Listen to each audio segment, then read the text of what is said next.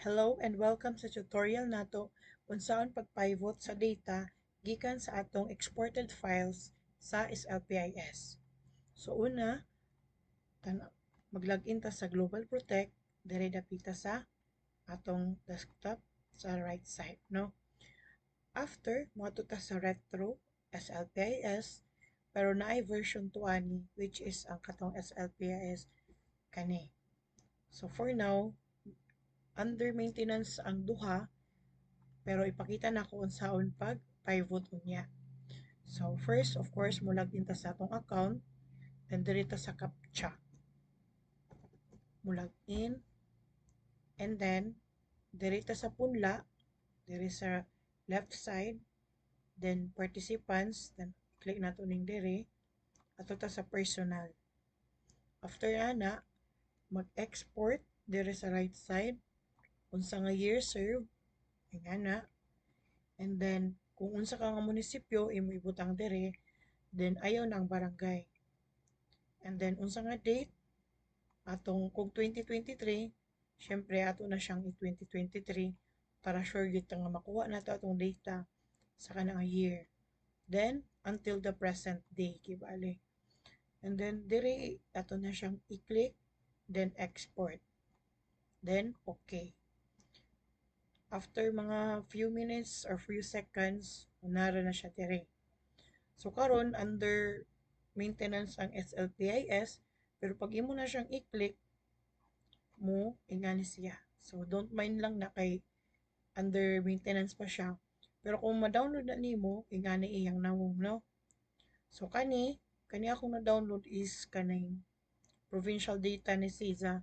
So dili ni siya one munisipyo lang, pero ipakita na kung saan pag-pivot.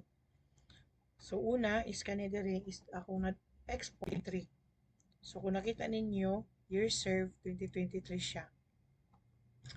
So kung nakita ninyo diri possible data loss, kung dili kay CSV format ni siya, so dapat i-save nimo siya as Excel file.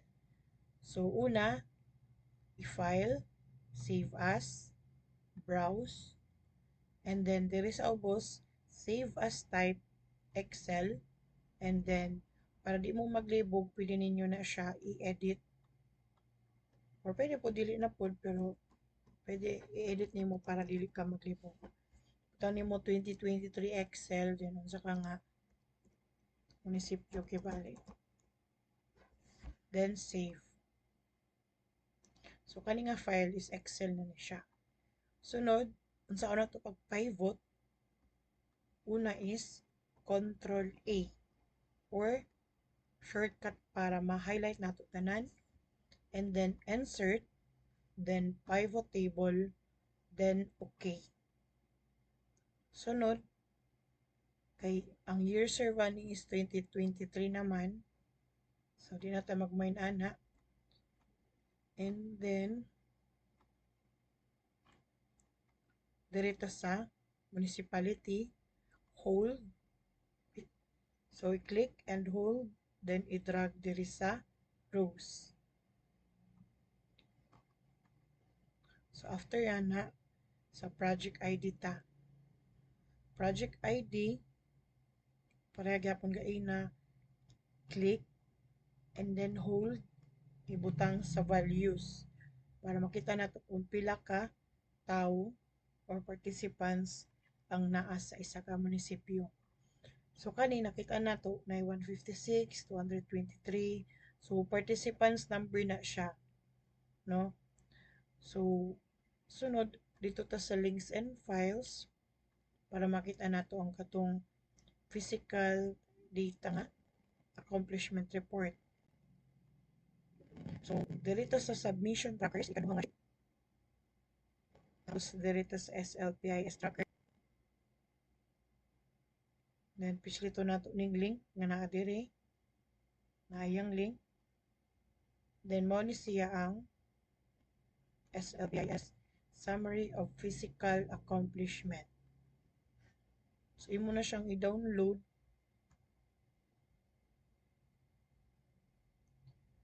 and then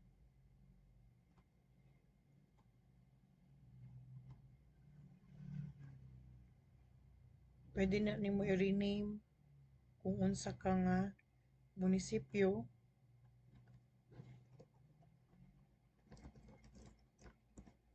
Sample na ni Alegria na lang. Kaya ng letter A. Alegria. So, kung imo nang tanawon, yan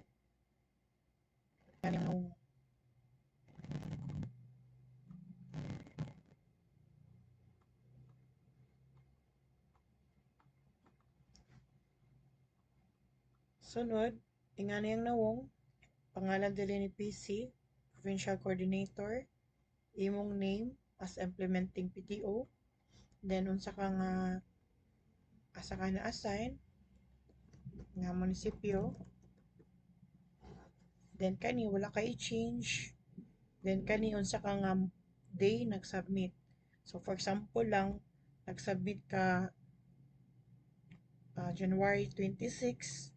So ibutan nato diha 26 January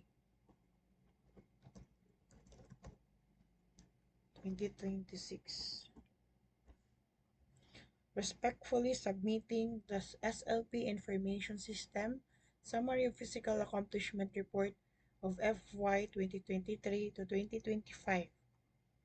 Kung makita nimo na yung municipality then province, so ato ibutang diri is Alegria, Surigao del Norte.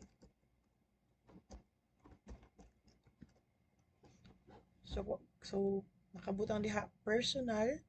So kung makita nimo gaina, personal diri is 156 mo ni siya gaina. So mo na siya imo ibutang diri sa 156 personal sa participants module. Sunod, SLP assembly.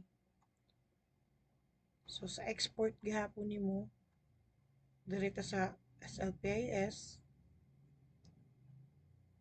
SLP assembly, export. Same gihapon gaina 23 unsa ka nga munisipyo, unsa nga date, January 2023 until the present date. Export. Okay. And then, makita nimo diri sa activity monitoring, task statuses. Then click here. Pero under maintenance pa man, so mag-error gyapon ni siya. Pero na ko exported ani sa una, which is kani assembly report. Then by year, kani is 23. So same gaina, imo gyapon siyang save as Excel. Then imo siyang i-rename para di ka malibog. 23 Excel. Then muni. So kana. So mag-pivot ta, Control A. Insert pivot table. Okay. Then kung tanawon nimo ang year served 2023 siya. So i-drag gihapon natong municipality, click and drag sa rows. Then datuta sa participant ID. Click and drag sa values. So ingana iyang naong kibali. 2023 participant ID. Sunod,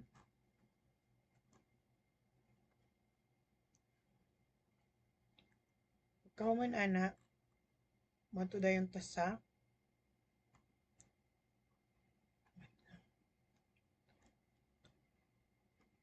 name. Yes. Di mo dayon ibutang diha kung pila ang assembly diri. So I think lagi nga ni siya kay pamana man ang Alegria. Tapos di siya magpakita diri sa data. So mag-example na lang tag Surigao City. Example ka na mo iyang ibutang kibali diri SLP Assembly. Tapos sa SLP Association nagyapon ni siya export ng 2023. Naka-pivot na ko daan. Pero yung aling yapon, Control A, insert, pivot table, okay. Then, municipality or province. So, sa SLPA, kung saan na siya, naka-region, province, nga na isang data sa ako kay, kung saan na man, kaning, ang akong nagamit is ang akong provincial nga data, pero kung mag-download jud pud ka sa kaning SLPIS, nakaingani lang siya, naka-province, wala siya municipality nga sa tawag gani municipality nga column, which is mo nang among unsa na gi-request nga dapat naka-separate siya. Sayang anak gihapon no. Sunod dito ta sa project module. Sa project module,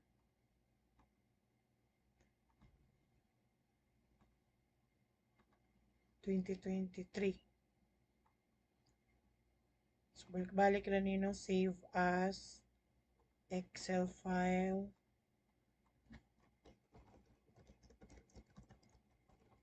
Excel mo ni.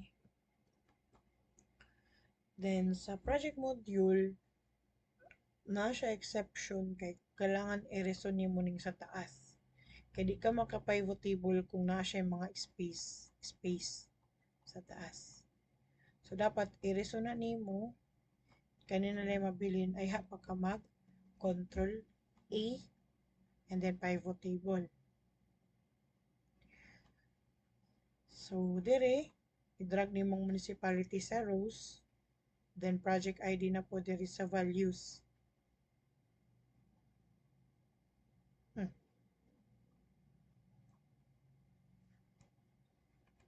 So, dili ni siya count.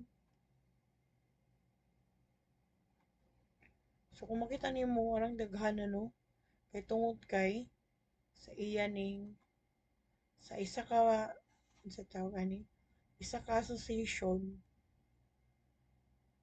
tapos ingani nga participants, ingani ang nakabutang. So, dili lang nimo siya i-mind, kay mao mo pud na imo ibutang diri sa diri kay gipauturan ni Sir Del, dili na siya number of SLPAs, participants na ni sa diri SLPA, pero apil ang participants. Like for example sa Bakwag, pila man ni is pila to 435, pero pila man ni ka-association. So i-click na nimong isang 435, diri ka masulod diri